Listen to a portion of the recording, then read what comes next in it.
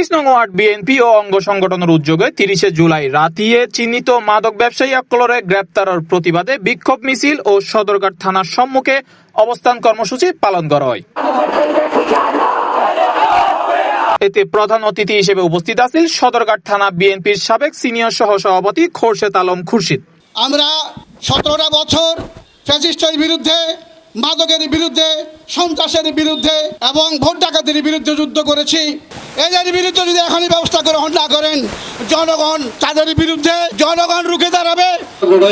তাদের উদ্দেশ্য কি, তারা কারা? এই জনগণ 30 নং ওয়ার্ডের জনগণ জানতে চায় তারা কারা। শেষ পর্যন্ত জানতে জানা হলো তারা মাদক ব্যবসায়ী, তারা মাদক ব্যবসা করে। তারা নিরবিচ্ছিন্ন ভাবে এলাকায় মাদক ব্যবসা করার জন্য এলাকার বাসিন্দাদের ভয়ভীতি দেখাচ্ছে, যেন তাদের কার্যক্রমে যেন কেউ বাধাগ্রস্ত করতে না পারে। আপনারা জানেন গতকাল আমাদের সাহেব পাড়ার গডফাদার মাদকের, যিনি প্রতিদিন নাকি 10,000 পিস ইয়াবা বিক্রি করে, কিন্তু থানার ভিতরে দূরে যেতে হবে না, ইচ্ছে করলে থানা তাকে অ্যারেস্ট করতে পারে, এটার জন্য কোনো ব্যবস্থা নেই। এই মাদক অনেক সংসার নষ্ট করেছে, এই মাদক অনেক শিক্ষককে নষ্ট করেছে, অনেক পরিবারকে নষ্ট করেছে। তারা যদি এখন থেকে সচেতন না হন, একবার দেখবেন আজকে যারা এদেরকে প্রশ্ন দিচ্ছে তাদের ছেলেরাও একদিনে মাদকে আসক্ত জড়িয়ে যাবে।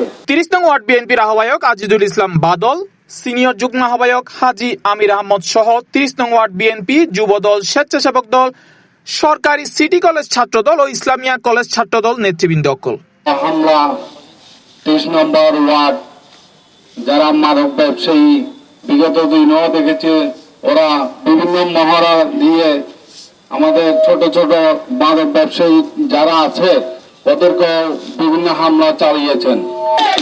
প্রতিটি ইউনিটের কর্মীকে বলতে চাই, আপনারা যদি বিলম্বে ওদেরকে গ্রেফতার না করেন, আমরা থানা ঘেরাওয়ের মতো করব। কিছু দুষ্কৃতিকারী সভ্য শিকারী কর্তৃক বিভিন্নভাবে তারা লাঠিসোঁটা অস্ত্রশস্ত্র নিয়ে আমাদের 30 নং ওয়ার্ড পূর্ব মাদারবাড়ি বিভিন্ন এলাকায় সন্ত্রাসী হামলা চালায়। বক্তব্য রাখার জন্য C+ টিভি, চট্টগ্রাম।